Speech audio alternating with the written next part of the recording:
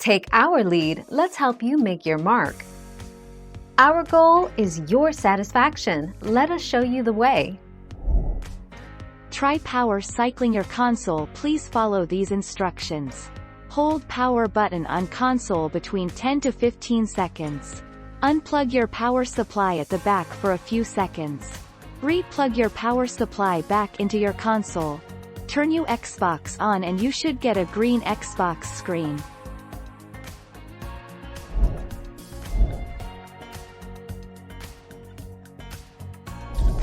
Make your mark, take our lead. Just follow these steps. Navigate to your router login page. Log into your router using the required credentials. Navigate to the UPnP menu on your router. Enable UPnP. Save your changes. Open the Settings app on your Xbox One.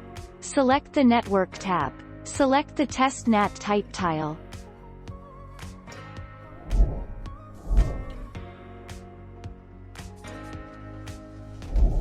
Make your mark, take our lead.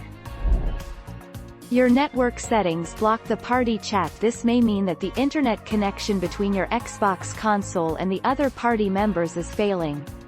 This often happens because of incompatible network address translation (NAT) types.